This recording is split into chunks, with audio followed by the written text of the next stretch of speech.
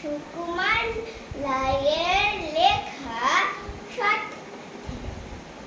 শুনতে পেলুম পোষ থেকে তোমার নাকি মেয়ের বিয়ে। গঙ্গালাম পাতল পেলে জানতে চাও সে কেমন ছিল।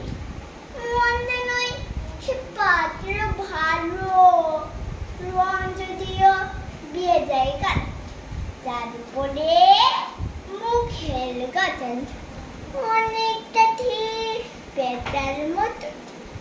বিদ্যে বুদ্ধি বলছি মশাই, ধন্যী ছেড়ে রাধ্য বয়ায় 19টি বার মেট্রিকে সে ঘায়ের হয়ে থামল শেষ বিষয় আশায় বলবে। কষ্টে শিশতে দিন চলেছে, মানুষটা নাই ভাইগুলো তার একটি পাগল, একটি গোয়ার, এদিকে সে তৈরি চলে জাল গলে গেছেন জেলে।